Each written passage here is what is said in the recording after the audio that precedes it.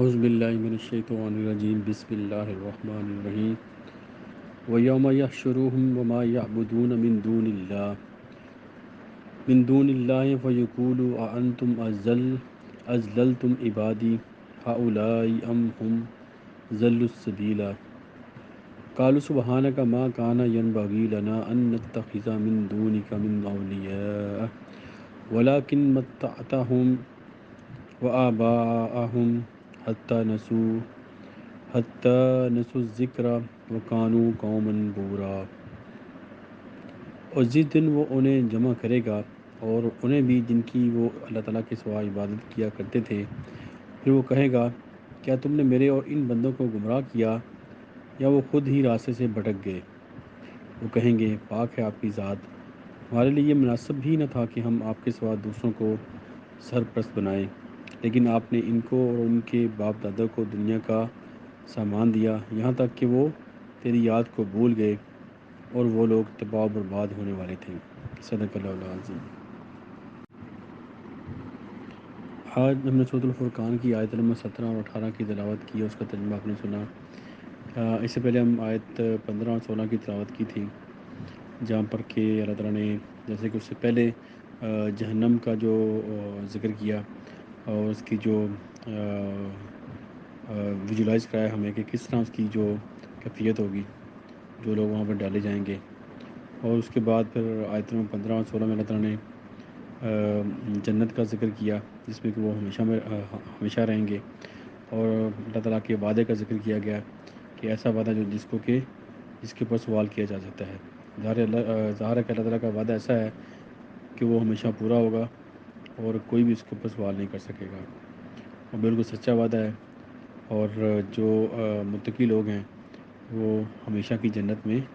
رہیں گے۔ تو یہاں تک ہم پہنچے تھے، اور آیت نمبر 17 میں اللہ تعالیٰ فرما رہے ہیں کہ اور جس دن وہ انہیں جمع کرے گا اور انہیں بھی جن کی وہ اللہ تعالیٰ کے سوا عبادت کیا کرتے تھے، تو یہاں پر یہ مقام یا تو جب روز قیامت ہے، یہ وہ مقام ہے، یا پھر اس کے بعد یہ مقام ہے جب جنت والے جو جنتی جو جنت میں جا چکے ہوں گے اور جہنمی وہ جہنم میں جا چکے ہوں گے، پھر ان کو آپس میں مکالمہ ہوگا، جیسا کہ سورۃ الاعراف میں ذکر کیا گیا ہے کہ جنتیوں اور جنتی لوگ اور جہنم کے لوگ ان کا آپس میں مکالمہ بھی ہوگا، اور بھی کافی مقامات پہ جو قرآن مجید میں ان مکالمات کا ذکر ہے کہ جہنمی اور جو جنت والے ہیں ان کے آپس میں مکالمے ہوں گے، اور ان کی تفصیل ہمیں ملتی ہے۔ اور یہاں پر بھی یہ اسی طرح کا جو معاملہ ہے، یہاں پہ بھی جو ہے اللہ تعالیٰ جب ان کو جمع کرے گا، مطلب جب ان کی ملاقات ہوگی، تو جن کی وہ اللہ تعالیٰ کے سوا عبادت کرتے تھے، پھر وہ کہے گا کیا تم نے میرے ان بندوں کو گمراہ کیا، یعنی کہ یہ ان سے سوال کیا جا رہا ہے، یعنی کہ ظاہر ہے یہ بت نہیں ہیں جو مٹی سے بنائے جاتے ہیں، وہ نہیں بول سکتے، لیکن اس کے علاوہ جو جن کی لوگ پرستش کرتے ہیں، جیسے بہت سے جو لوگ ہیں وہ نبیوں کی، جیسے نبی ان کے علاقوں میں آئے، بجائے ان کو ان کی ہدایت پہ عمل کر کے وہ اللہ تعالیٰ کی عبادت کرتے، انہوں نے نبیوں کی عبادت شروع کر دی۔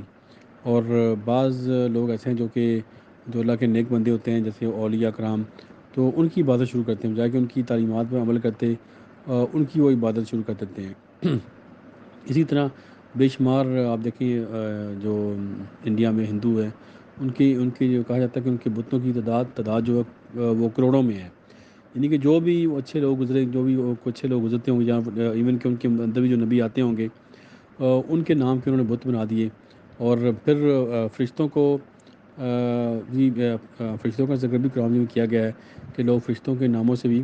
بت بناتے تھے، ان کی پوجا کرتے تھے، ان سے مدد مانگتے تھے، یہاں تک کہ جو پہلے لوگ تھے وہ فرشتوں کے ناموں کو پکار کر مدد حاصل کرتے تھے، یعنی کہ فرشتوں کے نام سے مدد حاصل کرتے تھے۔ تو یہ سب یہاں پر اللہ فرما رہے کہ ان سب کو اللہ تعالیٰ جمع کرے گا، جو عبادت کرتے تھے اور جن کی وہ عبادت کی جاتی تھی، تاکہ جو چیز جو حق اور سچ ہو بالکل اس کو سامنے کر دیا جائے۔ تو یہاں پہ جو سوال کیا جا رہا ہے جن کی وہ پوجا کرتے تھے، تو اللہ تعالیٰ ان سے سوال کریں گے کیا تم نے میرے ان بندوں کو گمراہ کیا کیا یا وہ خود ہی راستے سے بھٹک گئے؟ مگر یہاں پہ جو کوشچن مارک اللہ تعالیٰ کی طرف سے کیا جا رہا ہے کہ تم لوگوں نے ان کو گمراہ کیا تھا۔ اب اس میں جو صحیح لوگ ہوں گے، جو حق پہ ہوں گے، جو باقی اللہ تعالیٰ کے بندے ہوں گے، ظاہر وہ تو کبھی بھی جو اللہ کے نبی ہیں یا اللہ کے جو مقرب بندے ہیں، وہ کبھی بھی ایسا نہیں کہیں گے کہ لوگوں کو کبھی بھی ایسی تعلیم نہیں دیں گے کہ وہ لوگوں کو یہ کہیں کہ میری عبادت، اللہ کو چھوڑ کے میری عبادت کرو اور مجھ سے مدد مانگو۔ تو یہ اور جو جھوٹے ہوں گے، جو من گھڑت طریقے سے وہ اپنے آپ کو انہوں نے پیشوا بنا لیا ہوگا، وہ پھر پھنس جائیں گے، جنہوں نے وہ لوگوں سے اپنے کہہ لیں کہ پیسے لے کے اور وہ جو اللہ تعالیٰ کی آیات کا جو میننگ چینج کر دیا، ان کا مطلب چینج کر دیے، یا لوگوں کو غلط راستے پہ لگا دیا، وہ پھر یہاں پہ پھنس جائیں گے۔ تو اگلی آیت میں اللہ تعالیٰ نے فرمایا کہ وہ لوگ جواب دیں گے، وہ کہیں گے پاک ہے آپ کی ذات، ہمارے لیے مناسب ہی نہ تھا کہ ہم آپ کے سوا دوسروں کو سرپرست بنائیں۔ یعنی کہ وہ جواب دیں گے ہمارے لیے یہ ہم ایسا ہی جو اللہ تعالیٰ کے نیک بندے ہوں گے وہ جواب دیں گے، جیسے کہ نبی، اللہ کے نبی ہیں، رسول ہیں، اور اللہ تعالیٰ کے جو دوسرے مقرب بندے ہیں جیسے اولیاء کرام ہیں، صحابہ کرام ہیں، شہداء ہیں، تو یہ لوگ پھر کہیں گے، یا جو فرشتے ہیں اللہ تعالیٰ کے جو کہ جن کے ناموں کو پکار کر لوگ مدد حاصل کرتے ہیں، وہ بھی یہ کہیں گے کہ ہمارے لیے یہ ممکن نہیں ہے کہ ہم آپ کے سوا دوسروں کو سرپرست بنائیں، یعنی کہ نہ ہم بنتے ہیں نہ ہم دوسروں کو اپنا سرپرست بناتے ہیں آپ کے سوا۔ تو وہ صاف جواب دے دیں گے۔ لیکن اس کے آگے جو بات بیان کی گئی ہے وہ ایک ہمارے لیے بہت سبق ہے، لیکن آپ نے وہ آگے سے جواب دیں گے، ان میں سے یا تو وہ فرشتے ہوں گے، یا وہ اللہ تعالیٰ کے نبی ہوں گے، یا پھر وہ اللہ تعالیٰ کے دوسرے مقرب بندے ہوں گے، وہ جواب دیں گے کہ آپ نے ان کو اور ان کے باپ دادا کو دنیا کا سامان دیا، یہاں تک کہ وہ تیری یاد کو بھول گئے۔ تو یہاں پہ ایک سبب بیان کیا گیا ہے، جو نسل در نسل جب انسان جو خوشحالی دیکھتے ہیں ہم، جیسے باپ دادا سے جن لوگوں کے پاس پیسہ ہوتا ہے، جیسے کسی ان کے پر دادا نے محنت کی اور بہت سارا مال جمع کیا، پھر وہ اتنا مال جمع ہو گیا کہ اس کی اگلی نسل تک ٹرانسفر ہوا، پھر انہوں نے اور جمع کیا تو پھر اس سے اگلی نسل کو یہ سارا مال ٹرانسفر ہوا۔ تو اس پہ وہ کہہ رہے ہیں کہ جو اتنا مال جو ان کو دیا گیا ہے، یہ اس کا سبب بنا کہ وہ تیرے راستے سے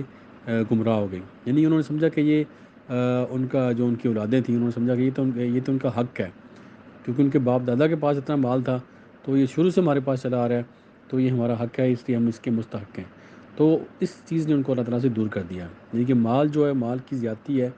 اور اس کو ہم خرچ اگر نہ کریں تو یہ بھی اللہ تعالیٰ سے دوری ہے۔ مال کمانا برا نہیں ہے، لیکن مال کو جمع کرنا اور کسی دوسرے کے کام نہ آنا، یہ ایک بہت بڑا سبب ہے اللہ تعالیٰ سے دوری کا۔ تو یہاں پر یہ جو اللہ تعالیٰ کے مقرب بندے ہیں، یہ اللہ تعالیٰ کو کہہ رہے ہیں کہ یہ اس کا سبب یہ ہے کہ ان کے باپ دادا اور جو ان کی اولادیں تھیں، ان کو اتنا مال دیا گیا، اتنا مال انہوں نے کمایا، اتنا جمع کیا، اور انہوں نے خرچ نہیں کیا اس کو اللہ تعالیٰ کے راستے میں، تو اس لیے یہ اللہ تعالیٰ سے دور ہو گئی، یہاں تک کہ وہ تیری یاد کو بھول گئے، یعنی کہ ان کو قرآن کا ذکر بھول گیا، جو نبیوں کی نصیحت بھول گئی، ان کے جو بڑے تھے، جو نیک لوگ جو دنیا میں گزرے تھے، ان کی جو نصیحت تھی وہ بھول گئے، جو بھی کریکٹر جو اچھے تھے، جن کو دیکھ کے کہ انسان نصیحت حاصل کرتا ہے، تو وہ کہہ رہے کہ وہ تیری یاد کو بھول گئے، یعنی کہ تیرے ذکر کو بھول گئے، یعنی کہ راستے سے بھٹک گئے، اور وہ لوگ تباہ و برباد ہونے والے ہیں۔ مطلب کہ وہ لوگ، یہی لوگ ہیں تباہ و برباد ہونے والے ہیں، جو کہ یہاں پہ ایک سبب بیان کیا گیا ہے، جو کہ خوشحالی جو ہے، اگر نسل در نسل چلی آ رہی ہو، اور اس خوشحالی کو آگے تقسیم نہ کیا جائے، اللہ کے راستے میں اس کو خرچ نہ کیا جائے، تو یہ سراسر تباہی ہے، اور یہ مال کسی نہ کسی نسل میں جا کے یہ مال ختم ہو جاتا ہے، پھر وہ ان کی بربادی جو شروع ہو جاتی ہے، یعنی کہ مال ہمیشہ باقی نہیں رہ سکتا، جیسے کہ ہم نے قرآن میں پڑھا ہوا ہے، جو قارون تھا، اس کے پاس بھی اتنا خزانہ تھا کہ اللہ تعالیٰ نے فرمایا کہ اس کے جو خزانے کی چابیاں تھیں وہ ایک طاقتور جماعت جو اٹھاتی تھی، تو آپ اس سے اندازہ لگا سکتے ہیں کہ کتنا اس کے پاس خزانہ اور کتنا اس کے پاس سونا تھا، یعنی کہ شاید دنیا میں اتنا امیر کوئی آدمی بھی نہیں آئے گا، چاہے ایون آج کل کے دور میں جیسے بل گیٹس ہے، یا جو ایلون مسک ہے، جو ٹیسلا کا جو آنر ہے، جو آج کل سب سے امیر آدمی ہے، ان کا سب کا پیسہ جمع ہو جائے، پھر بھی ان کو اگر ہم گولڈ میں کنورٹ کریں تو پھر بھی اس کا جو سونا تھا وہ کئی حصے سے زیادہ تھا، یعنی کہ بہت امیر تھا وہ قارون، لیکن اس کا دیکھیں ابھی کوئی نام و نشان نہیں، اس کا وہ سونا کہاں گیا، اور کسی نسل کے اس کے کام نہیں آیا۔ کیونکہ اس کا جو مال تھا وہ کسی انسان کے کام نہیں آیا۔ اسی طرح اگر ہم مال ہم کماتے ہیں، کمانے میں کوئی مسئلہ نہیں ہے، کوئی منع نہیں ہے اسلام میں، کمانا چاہیے، لیکن اس کو اللہ تعالیٰ کے راستے میں خرچ کرنا یہ سب سے بڑی ذمہ داری ہے ہماری، کہ جو کچھ ہمارے پاس ہے اس میں سے ہم خرچ کریں۔ اگر اللہ نے ہمیں مال دیا ہے تو مال سے خرچ کریں،